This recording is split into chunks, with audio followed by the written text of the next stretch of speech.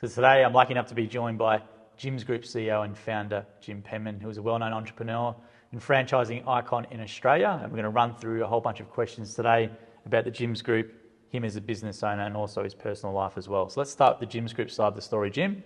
And the first question is, what is the story behind starting Jim's? How and why did you start it? Well, I never intended to be in business at all. I went to university in 1971, intending to uncover the reasons for the rise and fall of civilizations. And gardening and then lawn mowing was my part-time student job. And when I got to the end of my PhD in 1982, I realized I had no prospect of an academic career, so I turned my part-time mowing business into a full-time job. And how did the name Jim's Group come about? Well, it was me. It was Jim's Mowing. So I used to, when I was putting leaflets around in the neighbourhood, I would put Jim's Mowing on it because it was Jim Mowing, and I used to put a picture of myself on the leaflet. And how and when did you branch into the other services beyond Jim's Mowing? Happened,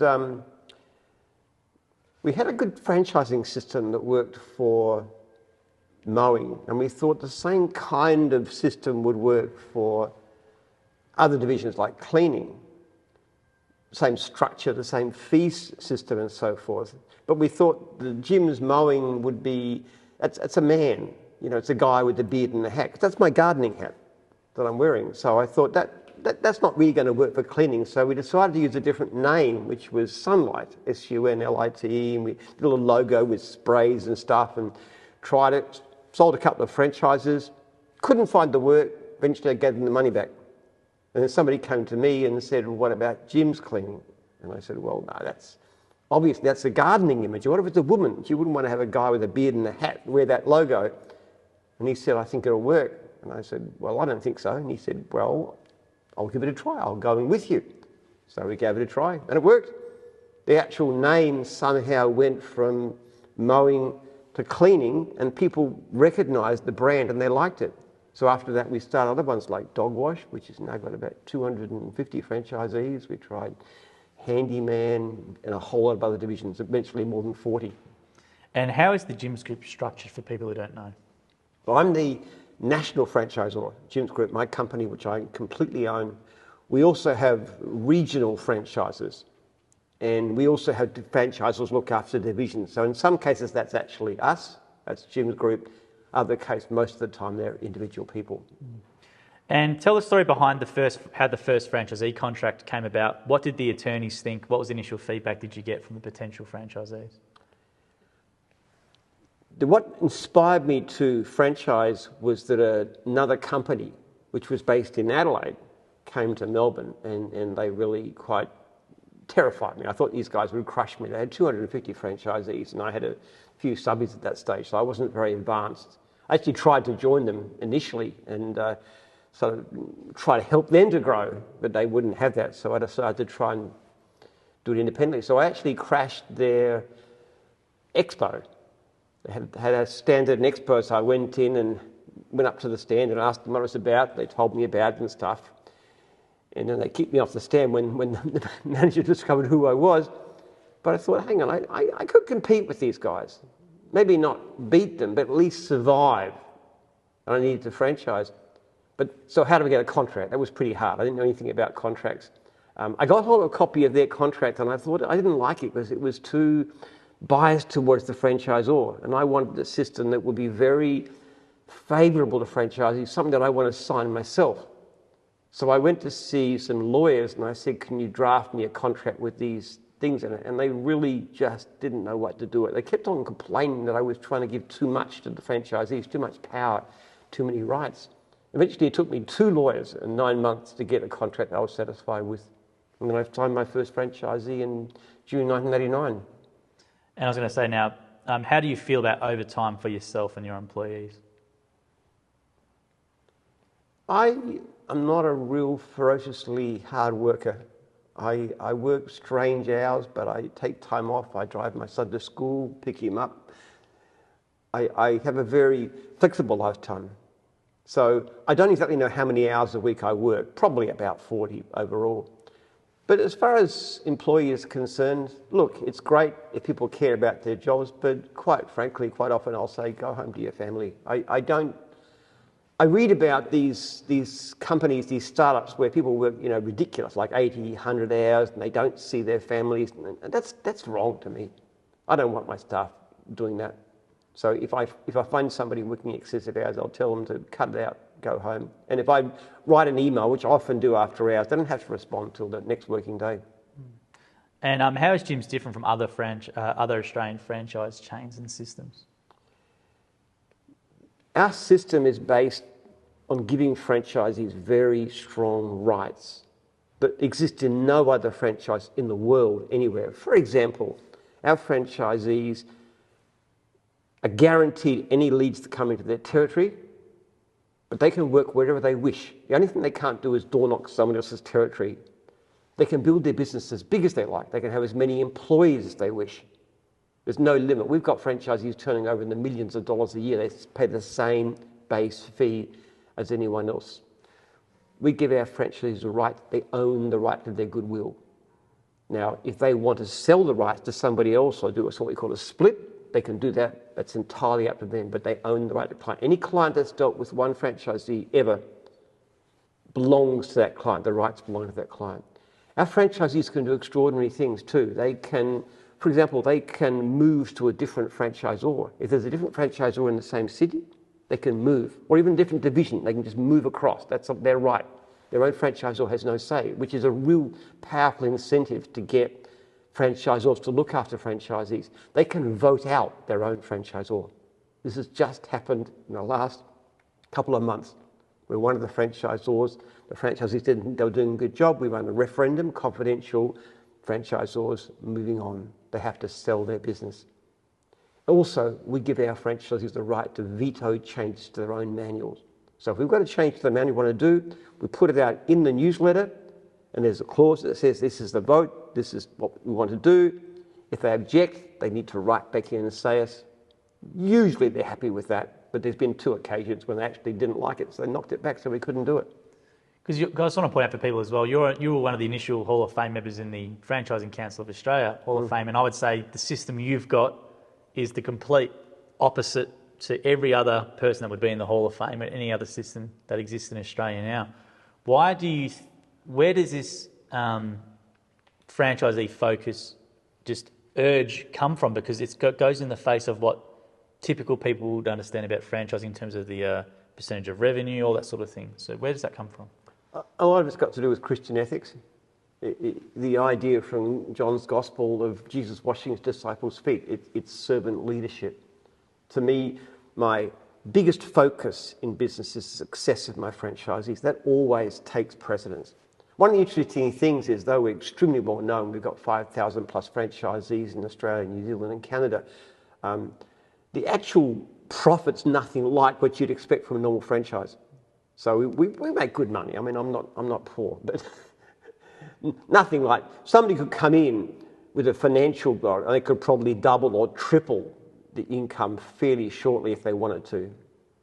But for me, I'm very comfortable with the income I get. It does the things I want, and I really want my franchisees to be successful. And one of the things that most concerns me is that after I've gone, I've probably got to live another 20 years, and I certainly don't intend to retire. I want to make sure as far as possible that franchisees are protected against somebody coming in and ripping them off. And what do you look for then in a franchisee? What makes a good Jim's franchisee? We can help most people to run their own business successfully. We have a fairly good success rate. Figures show that if you go into a service business like cleaning or gardening, your chance of being in business after the first year is about 5 and 10%. With us, it's about 88%, most recent figures. So about 12% will leave for one reason or another. So we're quite successful, but not universally so. So first of all, what we do is we screen fairly carefully in terms of putting somebody out on the road. We get an established franchisee to look at them and to say, is this person successful? Do they have a good sense of customer service? We look at there's certain red flags. For example, if you've got somebody who's young, say early 20s, parents buying the business. That's an absolute no. Any franchisor who would put on a person like that would be faced with non-renewal of their contract. It's an appalling thing because there's virtually no chance they succeed. We also look for things like curiosity. We look for somebody who asks questions, who comes with a list of questions is ideal, who's done their research, who's checked us out on social media, who's talked to other franchisees. And then we put franchisees through a training process too. So we look at them and they come to our head office and I ask the staff who look after the meals and so forth, anybody behaving badly, anything they're doing. So most people that we help can be successful, but we really try hard to look for that minority who just haven't got what it takes. And how has your role in the Jim's Group evolved over the years?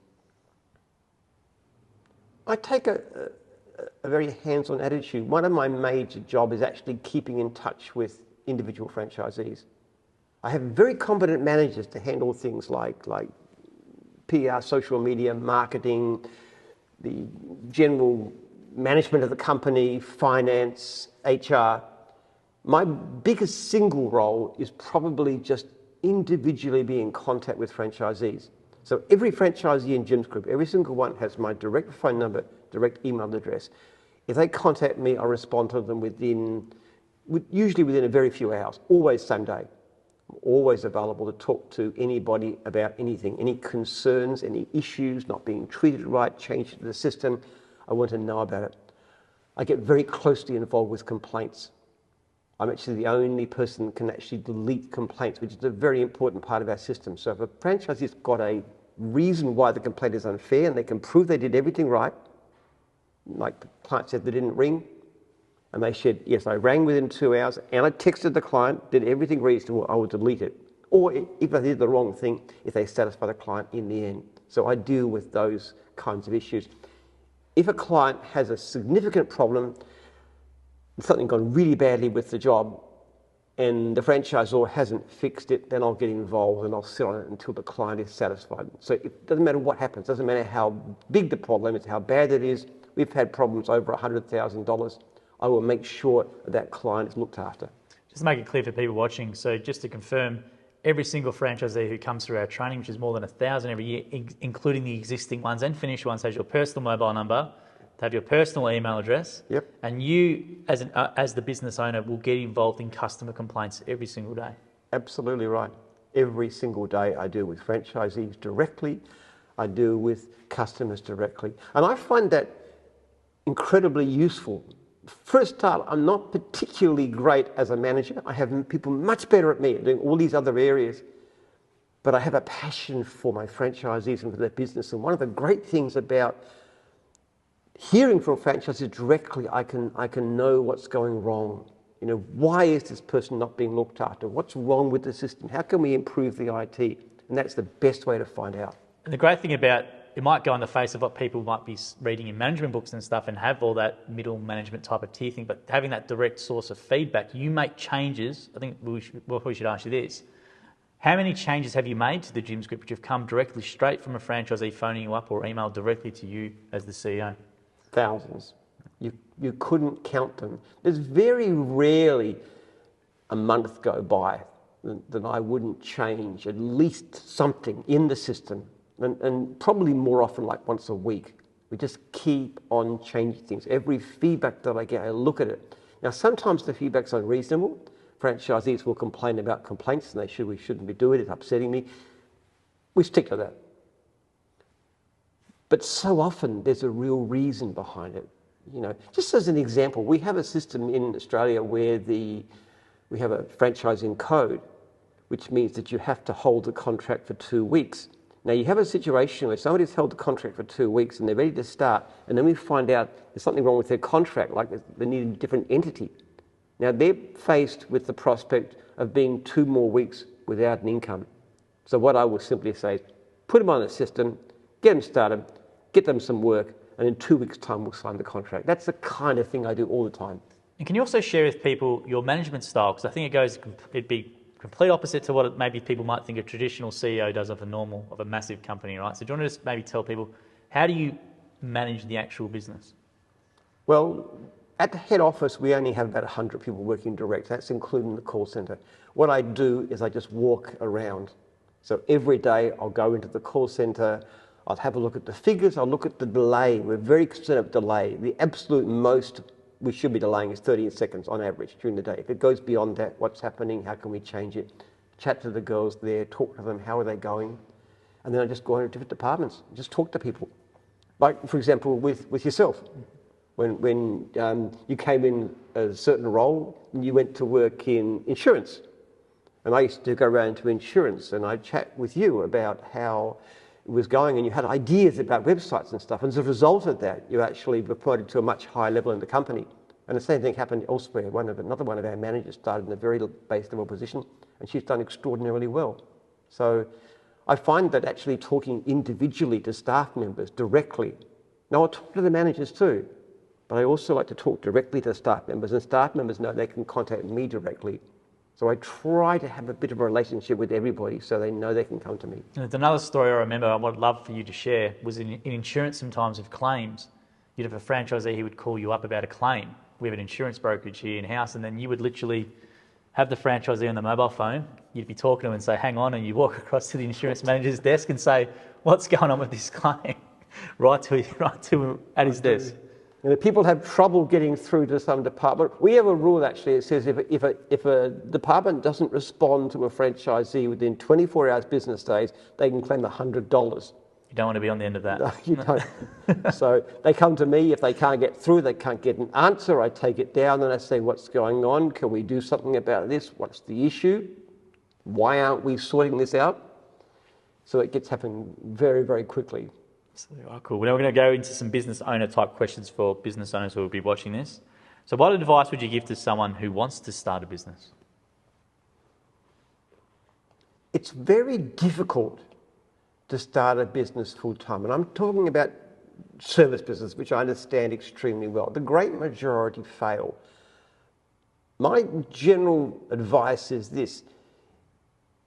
If you can start with an established operation of some kind, it makes it a lot more likely. Now that means a good franchise system, and I'm not saying ours is the only one in the world that's good, but there are decent franchise systems around. Check them out very carefully, talk to as many people as possible in the system, check it out. That's one way to do it. You can sometimes buy a roster of clients. Now before the franchise, what I used to do was I used to set people up in business. I would build up a roster of regular mowing clients in those days. And that means when a person started, they had at least a beginning income. And we provide a certain amount of training in the field and so forth, so they had a start. And the other thing I would recommend is, if that's not possible, start part-time. Now that's essentially what I did. I've been gardening since I was 8 years old. I had gardening jobs as a kid. I started a business in 1971, just before I went to university. Got a few gardening clients, got into lawn mowing. Used to do it at the weekends and so forth. And it was good because it was my student job. But by the time I came to going full-time in 1999, I knew what I was doing. I knew what the equipment was. I knew how to use it properly. I know how to travel. I know how to keep records. I understood the business. So starting full-time wasn't that difficult. So what does your typical work day look like now? Maybe do you want to run through your routine from, let's say, morning to the end of the day. How does it look? Well, I start off on emails. One of the things I'm very strong on is looking at all my emails, and I would get well over 100 a day. I actually check my spam. I don't trust spam filters because often my franchisees want to reach me and I'll get sent to spam. I don't know why they think it's spam. I don't trust a spam filter, so I check everything that comes in. If it's like obvious spam, I just get rid of it, flick it very fast. I deal with each session in turn. I do something with it, sort it out, answer it, delete the complaint, reply to the franchisee, pass it to somebody who needs it. I do something with that. If it's a new inquiry to their business, I will also deal with that, look at it, something we want, say a new division, whatever, I can look at that. So a lot of emails. Then actually what I would normally do is I would have some exercise. I normally run on the treadmill half an hour, and I also do weightlifting and so on. So I do exercise. Sometimes I play racquetball with you. That's my day. Exercise every day, really vigorous exercise, because that's so important to keep your mind clear. Then I would actually tend to walk around the office. I'd go and talk to different departments. I would just chat to various people about what's going on, how are you going, how's the call centre going, how many inquiries we had in for this particular job, how's this process going. Yeah. And then I have meetings. I would talk with prospective new divisions. I would talk with doing a video presentation of some kind.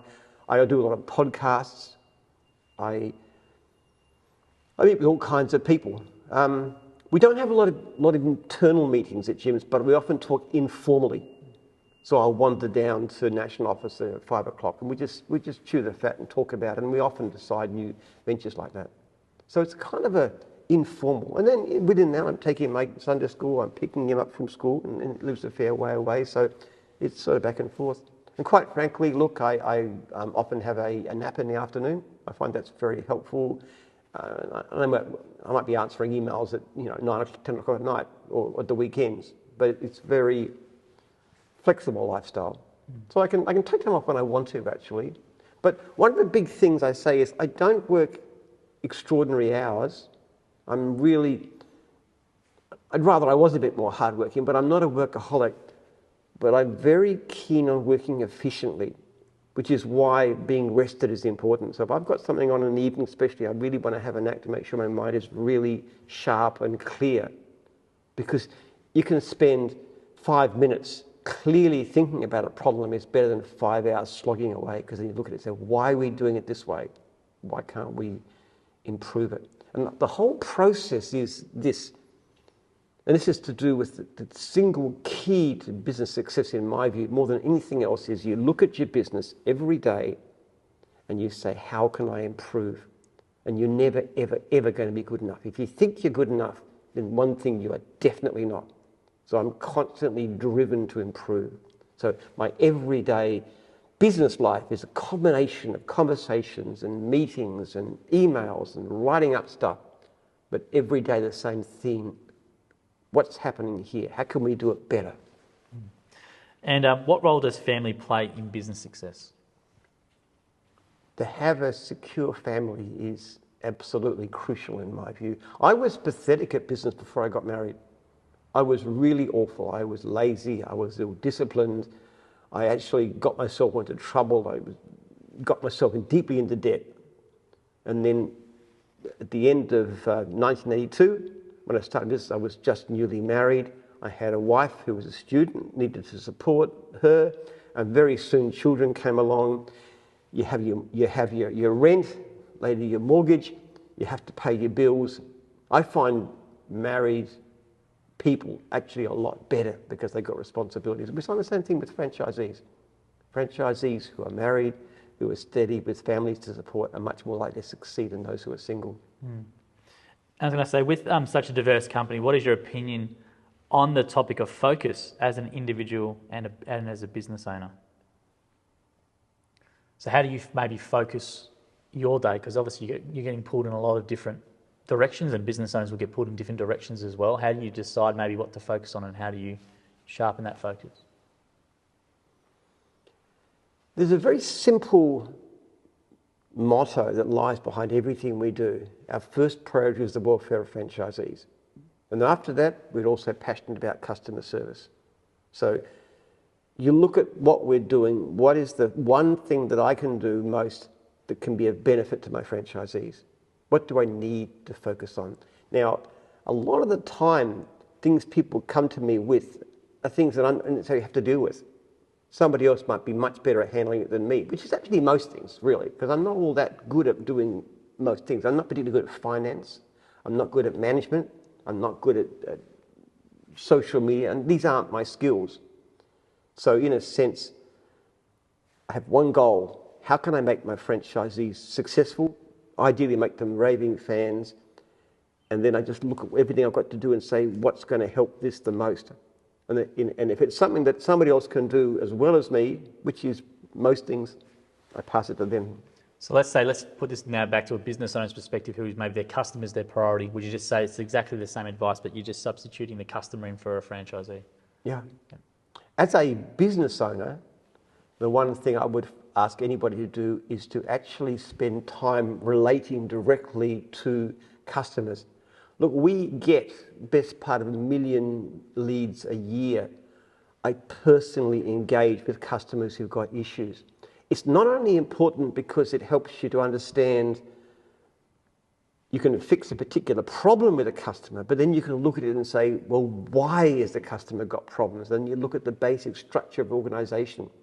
My strong advice to any business owner is get involved in the grassroots as much as possible. There's a tendency, I think people often get engaged with the management thing, running meetings and so forth and talking to their immediate subordinates or their department heads or whoever it is. And I'm a great believer in knowing what's going on, because if you just listen to people, there's a wonderful old British comedy called Yes Minister, Yes Prime Minister, and the minister is the one you sort of engage with. He's always getting into problems, and one of the problems is he doesn't actually know what's going on. He has to deal everything through these senior advisors. And I think a business owner needs to go right deep into the organisation to know exactly what's going on, because most people just don't know. Another example, not from a business, but from government. I took a gap year after I left university, went to work for a federal government department, and it was the worst and most slack organisation you could possibly imagine. I wasn't particularly efficient in those days, but my job that I had took only about half my time. And we were always told to look busy. Whenever a bigwig came in, we'd have to look busy. But I remember talking with sometime later with somebody who'd been a federal minister at that time. And as far as he was concerned, everybody was flat out all the time. The fact that he just didn't know, and the minister in my department and the head would not have known what was going on because they didn't look. So work at depth. And I find that all the time, if you actually look at what people are really doing and why they're doing it, you find a whole lot of inefficiencies that are going on. What is your view on wealth? Wealth is something given to us by God to use for good purpose. I believe that when you run a business, there are a number of stakeholders. As the owner of the business, whether it's yourself or the owners you're managing for, that's an important. And if you don't actually make enough money to make a profit, the business isn't going to work. But other stakeholders are staff, customers, in our case, franchisees, very strongly so. So I believe there's multiple stakeholders. I really dislike the kind of view that simply says we're in it just for the sake of profits, because that kind of short-term thinking is really disastrous. Now, in terms of money, people have very wrong ideas about the value of wealth in creating happiness. Now, for example, if you haven't got enough to live on, less than, say, the average Australian income, which in Australia is about $75,000 a year, and if you're struggling to pay your bills, you really can't be happy, and that's a bad situation. Now, once you get past average income, wealth matters surprisingly little. But what does matter is what you do with it. So, for example, the worst way to spend money, this is not just my opinion, this is from scientific research, from studies being done, status goods. You have a newer, flashier car, a bigger house, a more expensive holiday. These kind of things give people a very short-term boost, but long-term they make no difference at all to life satisfaction. Whereas money spent on relationships, on experiences, time spent with friends, with family, far more useful. But the number one thing that I've found, and this is certainly from literature, the best thing you can do with money is to give it away to a cause with which you are directly involved, which in my case is things like my church and my research foundation, where I am involved on a regular, ongoing basis. And this is not just, this is happiness. This is what makes people happy. And I think so actually what's good for us is what's also good for society as well. I don't believe in spending money on seeking status. And I think people who think that they have more money and they can buy more stuff, they'll be happy, they are fooling themselves. There's a lot of very wealthy people commit suicide or are absolutely miserable in their lives because they think of money in the wrong way. I personally believe in living quite simply. My clothes are basically, apart from my uniforms, they come from Kmart. I wear my clothes until they've got holes in them. My only big extravagance will be books and fruit, okay? Live very simply. In fact, I never owned a new car until 18 months ago, and I'm 72 years old. Never owned a new, and that's only because I want to go electric, because I believe in electric. So, I think a simple life is better. And you know, people are surprised. They see me shopping in the supermarket. I'm just like anybody else, and I look for the cheaper goods because my wife complains. She says I should use the branded stuff. I always look at the bottom. Okay, what's the shop brand? What's the cheapest? So I'm always looking at that, and I switch off lights and stuff. Try to live simply. But the thing about this too, the great thing about this is you do things that are worthwhile in your life, but also what they have discovered too is that there's certain things about money that do make you unhappy, and one of them is debt. The more debt you have, the less likely you are to be happy. And debt isn't a matter of how much money you've got, it's how much money you actually spend compared to what you earn. So if you're always living within your means, you keep your debt low, keep it modest. Our debt as a company is very low. It's like the equivalent of 6 months' income. It's very, very low. So I like that sense of security and steadiness, and you don't have to worry about it. That's life satisfaction.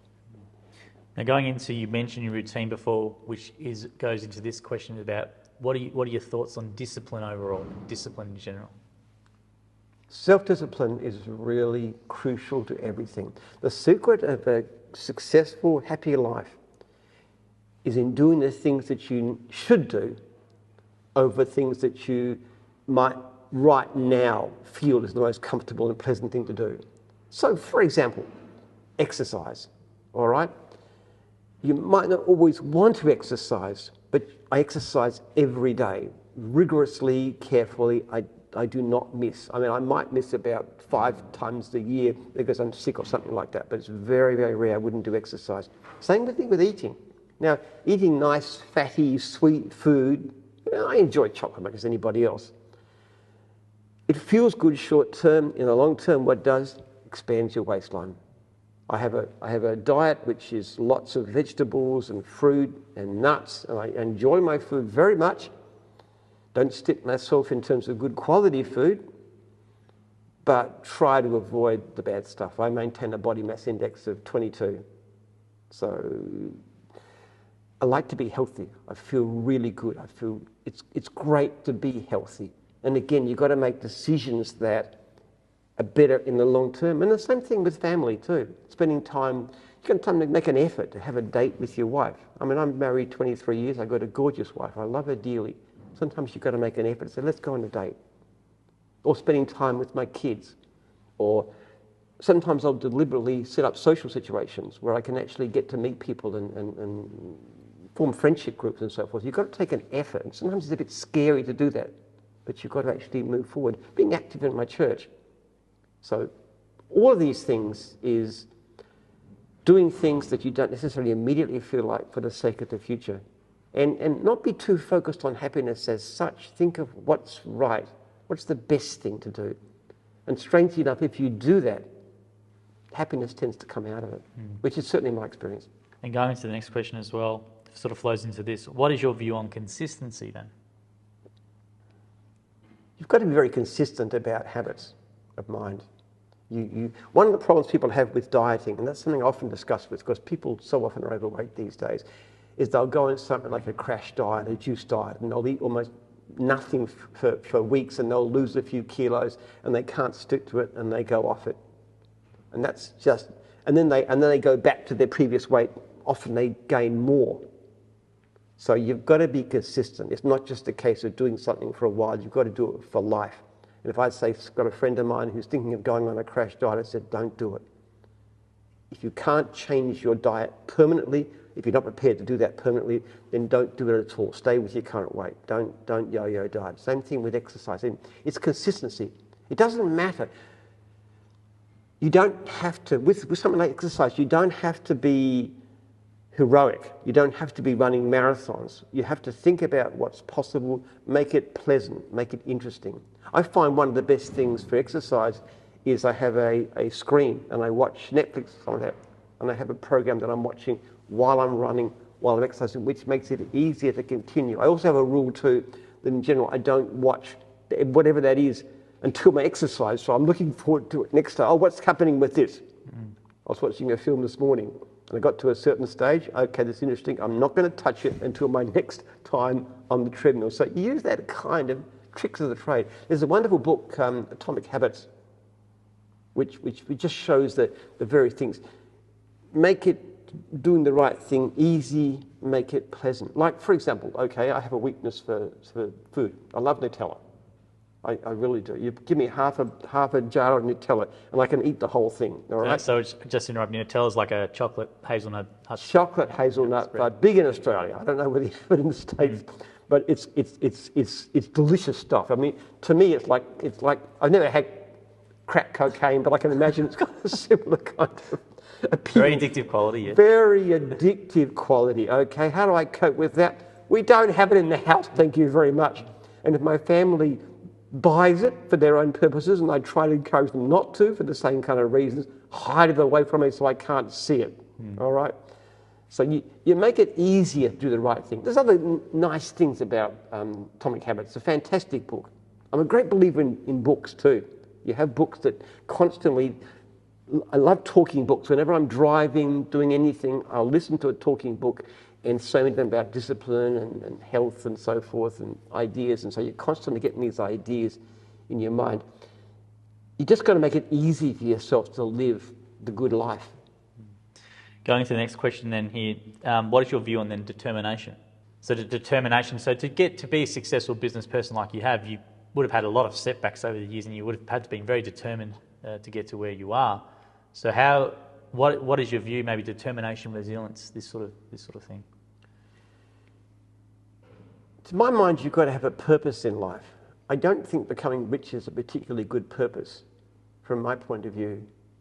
That I have always had my research institute. That was my goal. Even when I was an impoverished, deeply indebted student, I knew I wanted to have enough money to be able to fund. And I spend several $1 million a year now on my research. So that's always been I can't not do that. If you've got anything worthwhile, if you've got a family to support, that's part of determination. I am very resilient. I cope very well with downturn, things going wrong, remarkably well, in most people's views. And a lot of that is being healthy too. So exercise, proper diet, enough sleep, those are really important things to maintain your well-being. If you're frazzling yourself out with overwork or you're too stressed or you're not going to be at your best. And I also practice an attitude of thankfulness. As a Christian, I thank God. And we do that regularly. When you pray before meals, you're thanking God for all the blessings that He's given you. I find that positive attitude, being aware of the good things. So something's gone wrong over here. Yes, we've got a bit of a financial crisis, but then again, got a wonderful marriage. My kids are really going well. You know, this is a really interesting project over here. And even though we've made a terrible mistake here, I know the problem now, so I'm going to make sure it doesn't happen again. So you're always looking at the positive side. Being very aware of your failures, but always bringing out the positive, the good side of whatever's happened. I was going to say here as well, how do you know when a business venture isn't going to work out? So, you know, what maybe do you want to talk about some of your failures in the past, or what's some advice around for business owners? When did you know they weren't going to work out? The big mistake I tend to make, and I've made very many mistakes in my career, the biggest mistake that I tend to make is going into areas that I don't understand. You look at things from the outside, like a trade exchange or a factory to make fiberglass trailers or psychology institutes. There's a number of things that I've gone into which I really shouldn't have, and they've all got the same factor. When I do with something that I understand and know, like Jim's, expanding it to a different division, a different system, I tend to do very well. When I try and work out something that I don't know particularly well, then you tend to fail. I guess my problem with all of these things is I tend to persist too long. You have to look at it coldly and hard. Sunk cost fallacy is one of the worst things. I put so much money into it, I don't want to have a waste. No. What you've got to look at it, is it likely to work now? Is this something that we're good at? And if it's not, you just got to get rid of it, drop it, get out of it as best you can, and just write it off and learn from the experience. As a follow-up question for this part, it's a good one. How do you know when to stop pursuing something that isn't working? Is it purely a financial thing, or is it purely that you just got it wrong? Or when is there what moment in time during that do you know when to stop pursuing it? You just have to look at it realistically as if it's a business that you've not been in already. You see, if I knew what I know now, would I have gone into this in the first place? So you just got to look at it and say, this is not my strength. We are not making money out of this. There is too many problems we didn't understand we were getting into. You've just simply got to look at it hard and cold and say, what are we good at? And also, where are our resources being best spent? And if I know that putting more resource into this area has a very marginal effect, but I can actually get the same resources of time and money and put it into something else, I'm far more likely to be successful. Look, it's a very hard thing because you get emotionally attached to a business and you look at it and you put so much into it. You just got to be very cold and hard and say, is it something that we're good at? And if it's not, you just got to drop it. Because it can be hard, because we talked about the question about determination and resilience before, and if you're that determined as you have been over your business journey, it can be very hard to know that line between keep pursuing, or then when to stop it. There's a couple of wonderful books about business. There's many books I'd like to recommend, but James Collins, they did some studies of successful business long-term, much bigger than Jim's, but large businesses like, and they tried to look at what was the secret of their success, why these businesses were so successful long-term. And one of the things they found was that these businesses were very different. They were extremely different in terms of their ideology and their beliefs, and there was, for a long time, they couldn't figure out anything they had in common. And then there was one thing that came out. Each of these businesses had a culture, very powerful culture, which was shared very widely from the CEO to the Mowing. And people who came into that company tended to adopt the culture, or they get spat out. They'd either get fired or they'd quit. But everything else changed. Everything else changed. They were massively change prone, but they didn't change their basic idea. So persistence in a business like mine, like Jim's, is saying, what is my core? What is my real major thing I'm after? And that is success of my franchisees more than anything else. Great customer service, staff being happy and satisfied. You look at the actual core things that you're on about, and then you look at everything else, how that relates to that. And you never give up on your core. You're always driving for your core. Everything else is peripheral. That's some good advice there. This one here, what advice do you have for business owners who've had success but are struggling to grow their company more? It's very difficult to go past a certain stage. So you have a leap from being, say, an employee to being a business owner. Now that's hard in itself. In a system like ours, it's a lot easier. Most people do succeed, but it's still an effort. Some people just aren't suited to jump into that. Then you get individual business owners.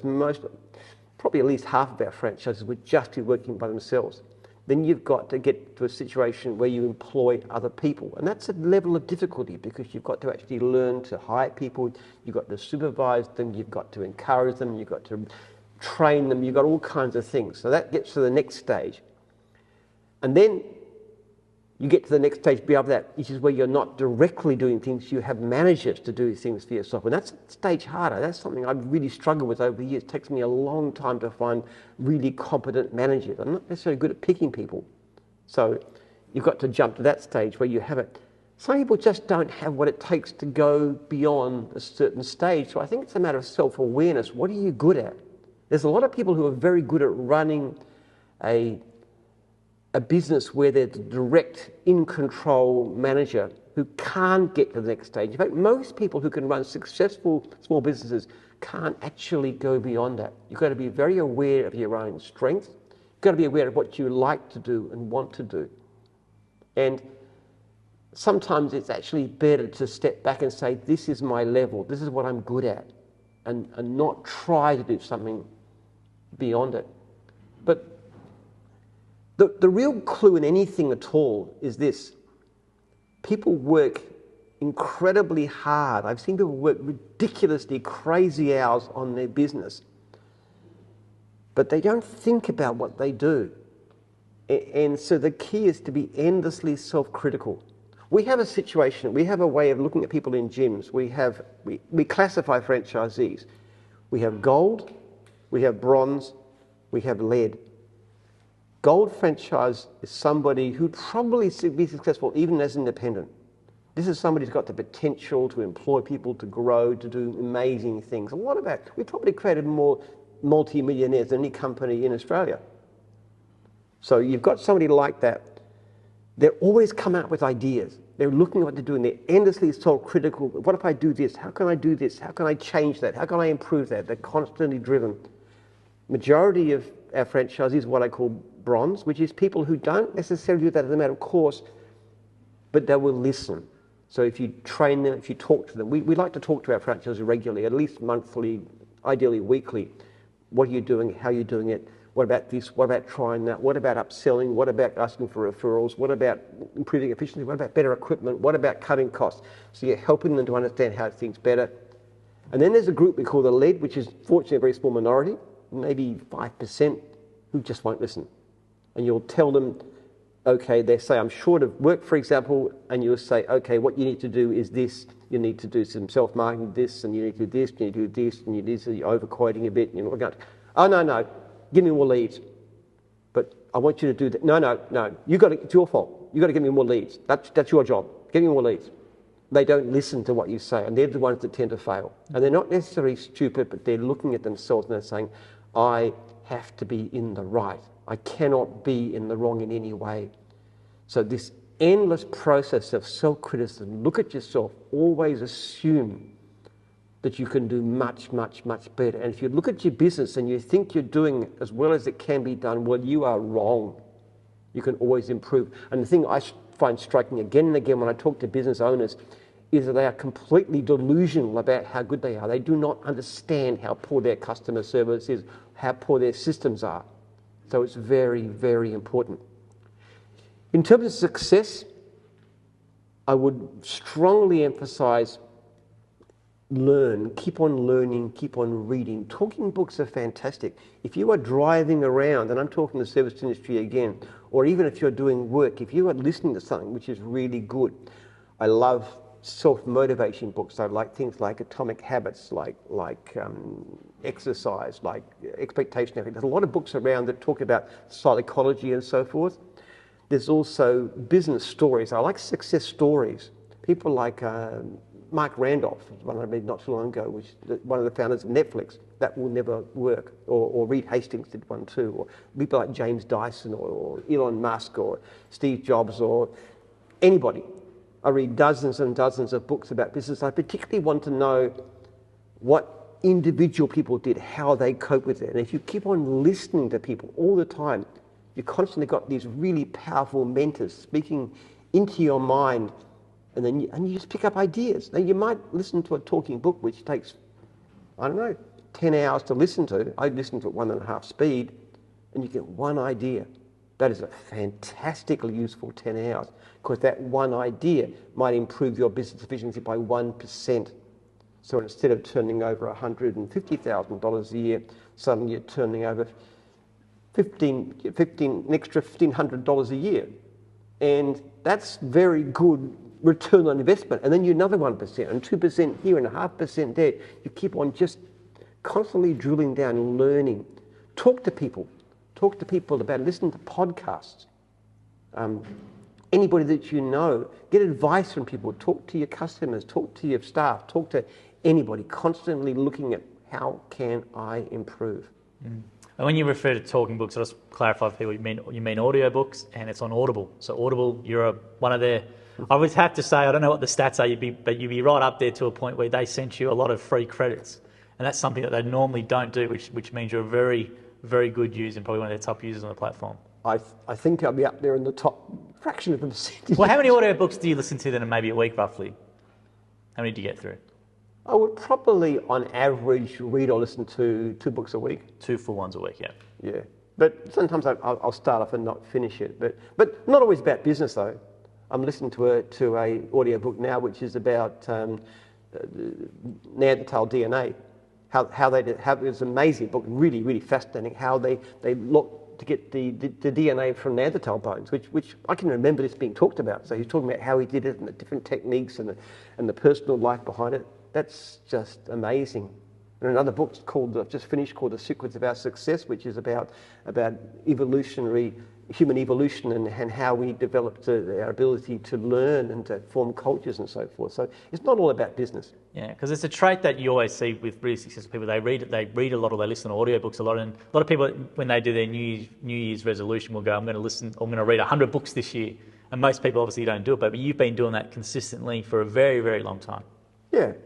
Well, I don't listen to a lot of music, actually. I only listen to when going to church with my wife. We listen to Christian music. But apart from that, if I'm driving, like I'll drive my son to school and I'll talk to him on the way. And he's a great kid. He's 14 years old. We have amazing conversations. He's just got a very active mind. But on the way back, talking books. If I'm taking a walk, talking books. I'm gardening. I spend a lot of time gardening, talking books. I'm always got something in my mind going on. And if I wake in the night, sometimes I do because I don't always sleep consistently the whole night. I'm rereading SPQR, which is about Rome.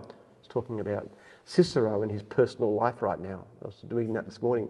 So just constantly new things coming all the time. And I talk about this with friends. I'm as you know yourself, I'm always talking about books and recommending books. And sometimes if I like a book, I'll buy a few copies and bring it into the library and give it to my managers and say, okay, read this is so good. It does have an effect, it really does. Absolutely. And I was going to say now, then let's go on to this other question here about regrets, business regrets, and how other business owners could learn from. Do you have any business regrets you want to share, and maybe some learnings that other people could take away from it?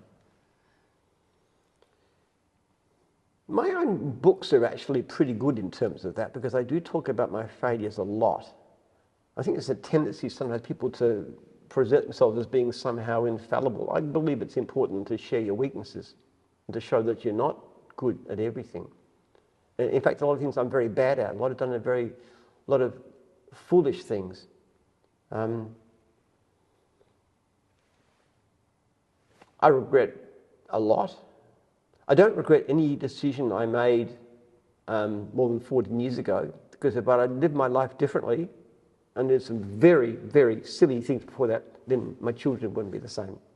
So that's an absolute requirement. I would not do anything ever to change what my kids are. But we all make mistakes. But that's how you learn. And in fact, if you're not making mistakes, one thing's for sure, you're not actually going anywhere because you're not trying anything new. And to my mind, what really counts, it's not making mistakes. The worst is not to try new things. And if you try new things, my experience is this. I have a lot of ideas, like in my mind. I'm very fertile with ideas, okay? Now, most of my ideas are pretty crappy. But if you try something and it doesn't work, it hasn't cost you very much, it's no great loss. But then you do 2 stupid, crappy things, and then you try one thing, and suddenly you've got something that you can expand on.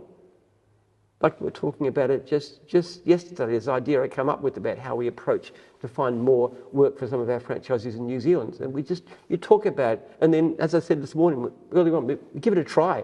Let's see what happens, and let's look at it, and let's see if we can change it, adjust it. Will it work? If it does work, how can you do it better? So just constantly experiment. Do not be afraid to fail. But there's only one thing my father wasn't an entrepreneur, he was an engineer, good one. But he had a very strong saying, I remember, you never gamble what you can't afford to lose. So if you make a small investment of time and or money, and it fails, it's no big deal. You never bet the company on it. But it's the tiny things, the little experiments. When I was mowing lawns about 15 years as a contractor. And I can remember vividly, right at the end of my mowing career, I was still working out a way to save a half second going around a tree. So you never stop learning, you never stop experimenting, you're never good enough, but you've got to try new stuff. And don't be afraid to fail. We all fail. The most successful people are the people that fail the most because they keep on trying things. You know, someone like Elon Musk. I mean, he's a flake in many ways, but he's a brilliant technologist.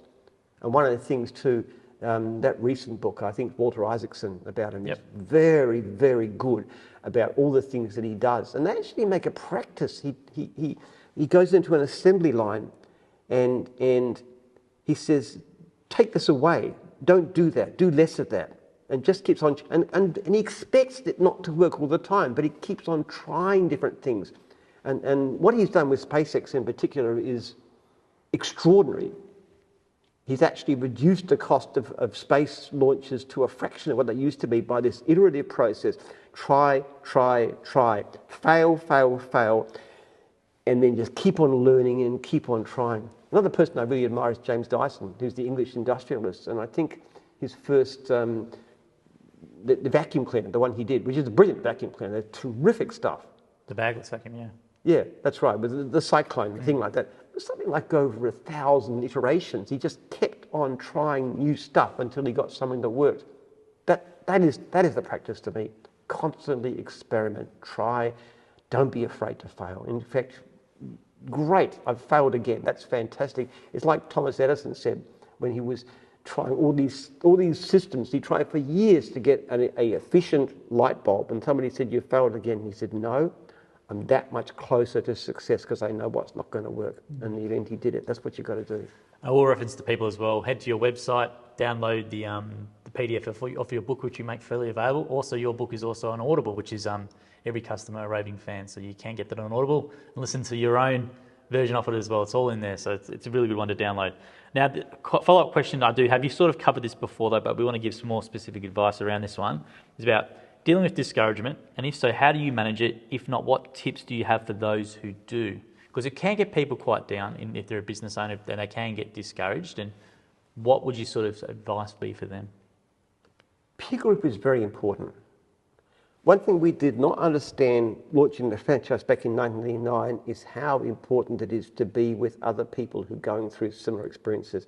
I would suggest to anybody who's in business, find your peer group. Now, this could be an industry association like lawn mowing contractors in Australia. They have their own association. You can be part of that, or you can be a part of a business group or a business networking group or anything. Find people who are going through the same sort of process as that you're going through and learn from them. And you'll find anything that you've been through, somebody else has been. And most people are quite willing to share.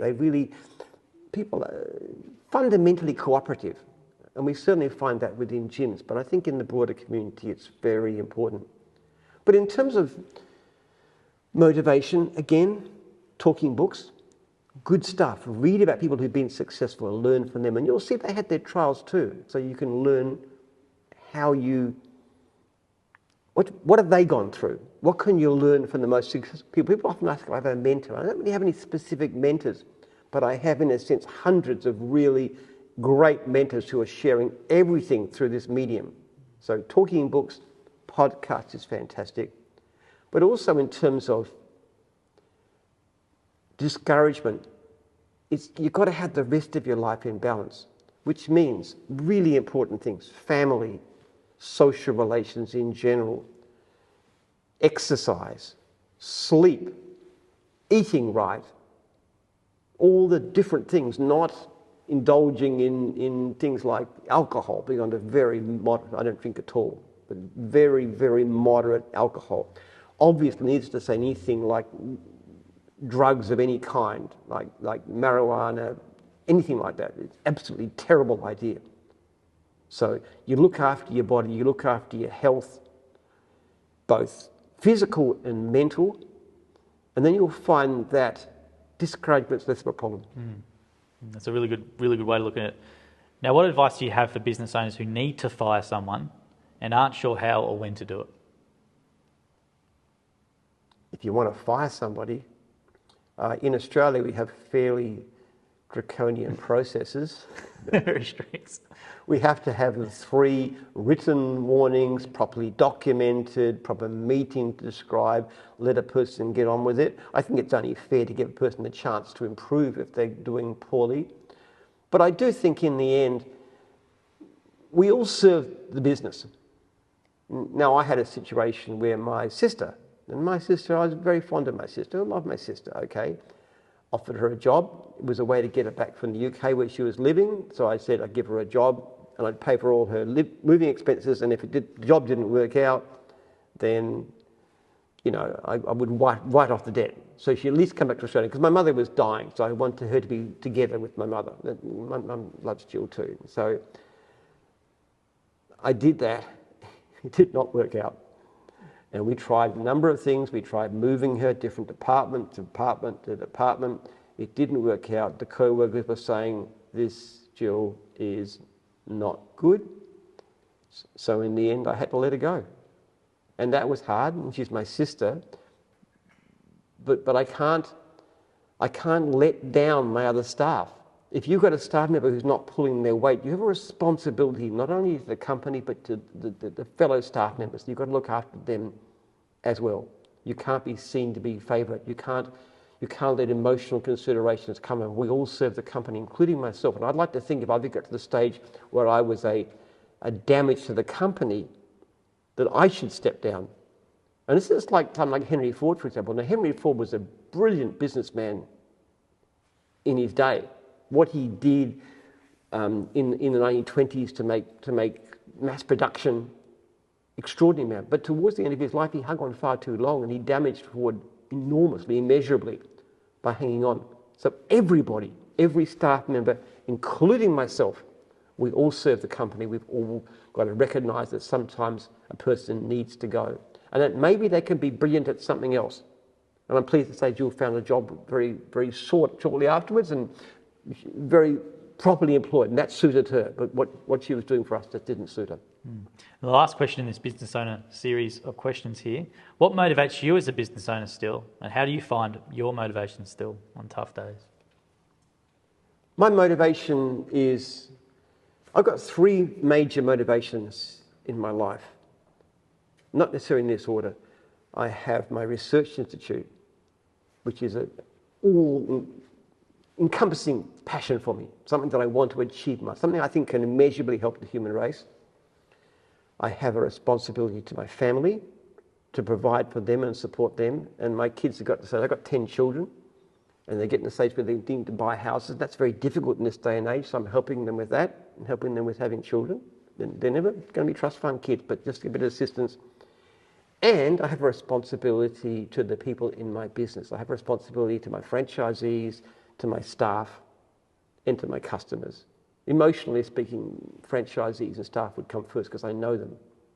So that's my motivation, in a sense. I would not want to let people down. And if something goes wrong, if say a particular franchisee is doing poorly, I feel that. I actually find that quite distressing. And that's a very strong driving force. Why is this person not succeeding? What could we do different? What more can we do? Now, switching gears up a bit, now we're going to go talk about family and the personal side, which you've alluded to a little bit in the questions before, but we'll go into it a bit more now. Do you want to start off with telling the viewers about your family? Okay. I have 10 children. I'm very proud of them. I love my kids. I think it's one of the greatest achievements of my life. On the whole, my kids have turned out pretty well. I'm proud of them. I've got 3 grandchildren, 2 more on the way.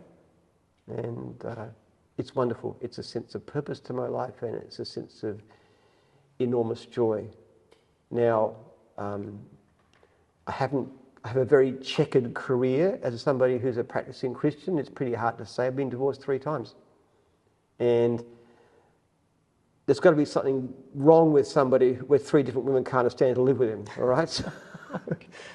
So I wouldn't want to lay myself open as any form of ideal person, and I really admire people who have one person they're married to for life. What I can say is I've been married to my current wife for 23 years, and I am absolutely crazy about her, and strangely enough, vice versa too. So we're really, really, really passionate, close, sometimes very argumentative.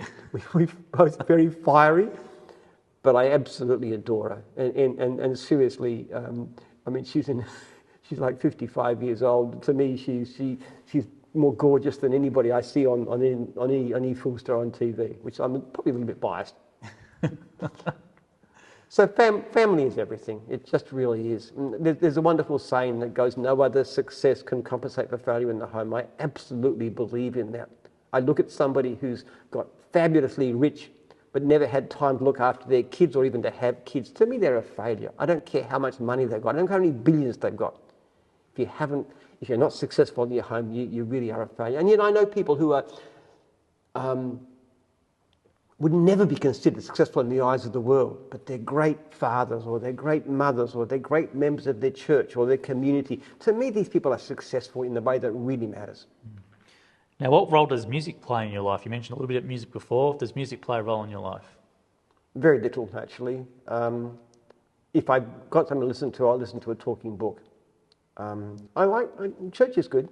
We have a very lively church service where we go and we sing choruses and songs together, and that's a uplifting experience, makes you feel closer to God. And driving to and from church, we usually play Christian music, so I do like that. But in general, I'm much more oriented towards spoken word. And what does a typical day outside of work look like for you? So when you're not here in the office or you're working from home, what does it look like for you?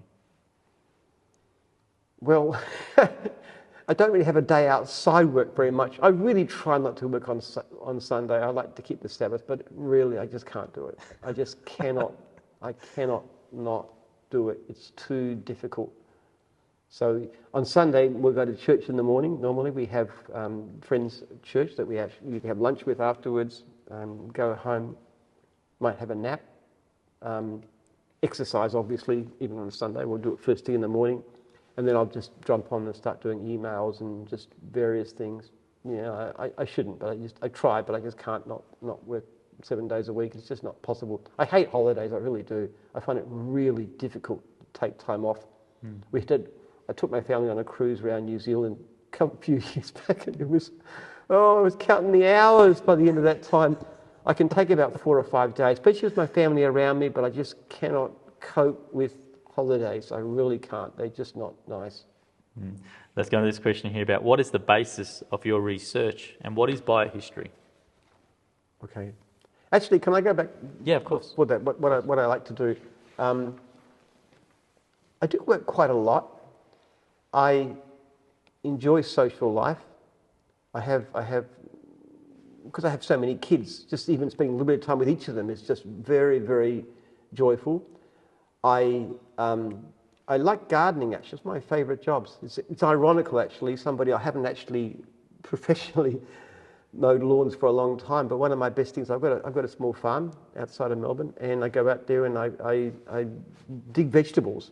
I've got a big potato patch, so quite sometimes a lot of my food I eat is actually from my own farm. I've got chickens. It's all very free range and they're healthy and got sort of eggs from the chickens and stuff, so I really like that. Just walking around on my farm and looking at things, that's really a fun kind of exercise. I have to say I like computer games far too much. Try not to waste too much time on it, but I do spend more time than I honestly should. I actually tend to like games which are short. So if I'm actually working for a while, I'm going to take a break and I play some simple game which might take me 10 minutes and then I can go back to it, that kind of thing, or maybe read for a bit of something of that nature. So, what type of games do you like? Because there is a similar sort of theme with the games. I tend to like strategic type games. There's a simple version of Risk that's called Conquest that I play, and that's a very short game. It's just conquering an area and, making decisions and stuff. And then games like Age of Empires, those kinds of games, or Civilization, I've played a lot of those in the past. Those sorts of things. I don't go in for the first-person shooter. Or sometimes simple games, like a word game, like a version of Scrabble, or one where you calculate falling blocks and stuff. I do that kind of thing too. And we'll go back to the farm real quickly, just for people to know that gardening time, or when you're in the farm, is really important for you from a thinking perspective. Yes. So you're not just there, you're thinking, you've got audiobooks in your ear, you're really use, that's a really important part of what you do as a business owner, is to actually think about what you're doing as opposed to working in it all the time. You've got that time to do that. I spend a lot of time thinking about business and about life in general too. I often sometimes I listen to a talking book, and sometimes I'm not. I'm just there. But yes, just going through my mind, what's going on, what can you do? Often just, half an hour of clear thinking is better than hours and hours of slogging. You just got to think of what you're doing and why, and then you get an idea. When we come down to the office in the evening, we talk about things. Why are we doing this? What about we do this? And suddenly you've got a whole new direction, which is really amazing. So thinking time is very important. It's the whole principle. You've got to work on your business, not in your business. Now, I'm very, very big on that. But one of my great strengths in business is actually the fact that I'm not particularly good at doing those things. I'm not a very good manager, and I'm not good with figures, and I'm not good with a lot of other things. So I can easily find people who are far better at these things than me. So then my job is to look at my business overall and think, how can I improve it?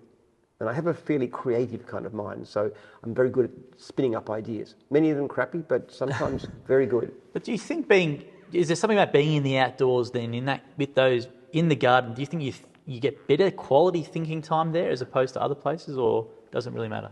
I think it's good for the soul. I really do. Look, there's various things that we know that are good for mood, which haven't positive in mind. Exercise is one. Being outside, bright light is very good for you in the middle of the day, and contact with nature is very good for you too. Well, gardening got all three of those, and I'm also at the same time keeping my mind active with a talking book. So that's another so there's a whole stack of. I actually think gardening is probably one of the best jobs ever, because you're doing so much good stuff at the same time. I do notice actually, since I've had my farm, which is about 7 years now, and spent a lot of time there, that my mood and my thinking is so much better than it used to be. It's always been pretty good, but particularly in recent years. The change of tact a little bit here. What is the basis of your research? You've mentioned your research in this interview a lot, and what is biohistory? So do you want to explain that for people? I went to university to try and work out the reason for the rise and fall of civilizations. That was my fundamental question. I was very interested in ancient Greece and Rome in particular. And when I was a teenager, I was reading a lot of books about that kind of subject. I actually started off reading Thucydides, the Peloponnesian War, when I was 14, and that was the start of it. So I had this question, went to university to try and understand how society works, started studying sociology, decided that was complete rubbish, switched to history, and I started to look at common patterns. And I was very interested in I had a feeling there's biology in there somewhere, because I read books like Desmond Morris's The Naked Ape when I was 15, so I had a feeling that biology was in there. And I started looking at patterns, particularly to do with demography, to do with population growth and decline and so forth. And as I looked to it, I came to the conclusion that what really matters in history is not the movements of great men or even impersonal ideas, or it's the character of individual people. That there's changes in character. When you get a change in character, it makes people more hardworking, more enterprising, more able to cooperate in larger groups, have strong impersonal loyalties to things like laws and institutions. You tend to get a stable, successful society. And when you lose that, it tends to decline. And what I came to the conclusion was that what's actually happened is that there are certain biological patterns, evolved patterns, that were evolved to adapt populations to limited food versus unlimited food. And these psychological patterns associated with limited food actually fit us for civilization. And the way they're created is through food shortage itself is a help, but there are cultural systems, particularly religions, that drive it in the same way. So, for example, an extreme example would be Christianity. Now, Christianity does a whole lot of things that actually limit sexual behavior, for example, which is one of the ways that you can almost fool your body in thinking it's short of food. So by having monogamy, for example, monogamy is a very strange way of organising society. It's very unusual. Most societies have never been in the world, even today, are not monogamous. So there are systems like monogamy, for example, which restricts men's sexual behaviour and also gets them to focus on one wife and on their family, bringing up their family. This has a similar effect to food restriction. Patterns of fasting, for example, things like Sabbath keeping. These are, the Jewish ritual law is probably an extreme example of that. Anything that controls your behaviour in a very strict and limited way tends to create this character. So that was my conclusion from my research, that you have a biological pattern which is evolved to adapt animals to a food-limited environment, which we've hijacked as a mechanism to change character in a way that suited to civilization. And the problem with that is that when you get wealth, extreme wealth and urbanization, that tends to break down. And that's why civilizations collapse. So, at that time, I didn't know what was driving this, what was causing, what was really changing. I thought maybe something to do with the brain function.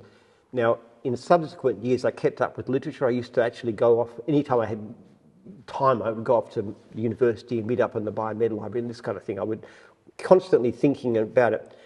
And then the field of epigenetics comes. And epigenetics was the clue to what I was seeing. And for those who don't understand what epigenetics is, the best way to consider a genome, it's like a series of taps, and they're spitting out a protein. So you get a whole series of genes, and they say, okay, produce this protein, spit it out, and that protein, which could be RNA, could be anything else, goes and does something. That's what happens. So that's built into your genome. Now, what people have come to realize, scientists have come to realize in recent decades, is that that can be influenced by changes which are called epigenetic changes. And what they essentially do is, as a result of life experience or experience of your parents, grandparents, or even further back, they turn off or turn these taps on or off. And that affects the way they function. So even though our genetic inheritance is fixed, and human beings are very uniform genetically, much, much more so than, say, chimpanzees or gorillas. So we're very similar, but the influence of the environment, which is largely driven by culture as well as by, obviously, poverty and wealth and urbanization, actually affects the epigenome, affects character. So what we're trying to do in the research project is figure out exactly what changes are taking place to create this kind of food shortage kind of mechanism, and then work out a way to reverse engineer it. And if we could do that, what you would have immediately is probably a very powerful way of dealing with problems like drug addiction and alcoholism, which are to do with very short-term thinking, by helping people to think long-term. But in the end, what it would do is it would help individuals to be more successful, better parents, better at their work, more likely to get skills, less likely to get into trouble with the law, less likely to get addicted to substances, and that would also affect the rest of society. Do you want to outline for the audience as well? They see this thing online. There's a term which sometimes comes up with it because people don't understand the difference between them, which is eugenics and epigenetics. Yes. So do you want to outline the difference between both of them? Yeah, eugenics is a fairly nasty idea, born in England, people like Francis Dalton, about the idea that some people were genetically better than others. So the key to success is to have genetically better people. Now it was quite widespread early last century.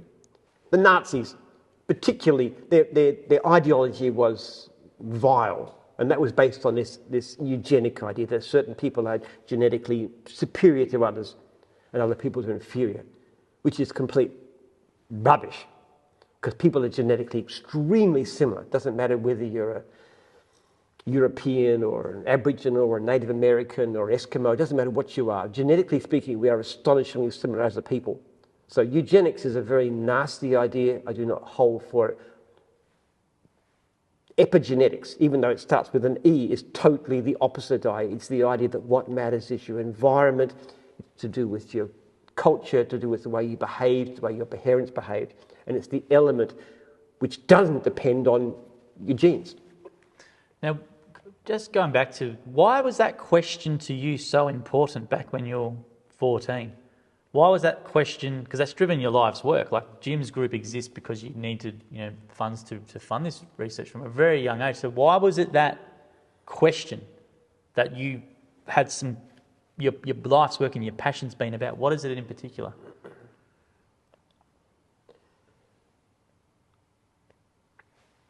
What matters in life?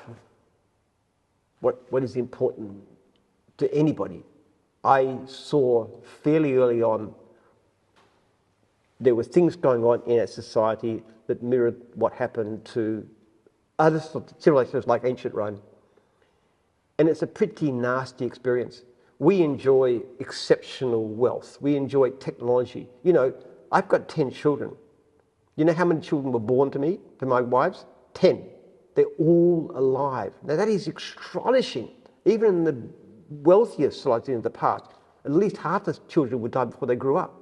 Then you have modern dentistry, and you have the ability you have sanitation, you have so many great advantages. You've got a situation where for the first time ever in human history, most people can be well fed. Most people have a chance for a decent life. Hasn't happened quite yet, but it's getting better. That is a wonderful, wonderful achievement. I'm not decrying the problems of the modern world. There are many. But that is an amazing achievement. I do not want us to lose that. I do not want to lose as a human being, as an Australian, and as a parent. I do not want my children to be growing up and getting old and having their children in a world which is going downhill. I can't think of anything more powerful and more important than that as a goal in life. And to end on the last question, on a lighter note, what hobbies do you enjoy? You've mentioned a lot of different stuff, and people can probably learn from that, but just to summarise, what hobbies do you enjoy outside of work? Well, reading is probably my biggest hobby. Listening to the audiobooks, yeah. Yeah. And that's not mostly about business. That's all kinds of things. I'm constantly getting great ideas. I find that the most exciting, thrilling thing. There are so many great books. I love reading books. I love listening to books. I love talking about books. I have a group that meets every second Monday. We all meet at a restaurant and we just discuss everything. The next book we actually discuss next time is Atomic Habits. Last one was Bad Therapy. So I love ideas. I find that fascinating to talk about ideas. I talk about it with my kids because they're fairly bright. That's positive. Gardening, great hobby. I think it's almost the best there is in terms of mood. It's grow your own food. It's exercise. It's outdoors. Contact with nature. I just love walking in nature too. I just love the bush. Just the great outdoors. Contact with life is really enjoyable. I also like computer games, far too much. I must say I don't look at social media. I find that too trivial, quite honestly. We use social media very well, but I have somebody who looks after it for me and does a great job, so I don't need to get involved with that. I don't need to see the negativity. No, you get the benefit of it. We get to put all the content out there. You don't have to see anything else with it. And I will say that's our last question in this in-depth interview. So thank you very much for your time today, Jim. Hopefully the US audience has learned a little bit more about you, and they can head to jimpenman.com.au and also follow you on social media at the Jim Penman, and we post a lot of this type of content and short clips and advice. So thank you once again for your time.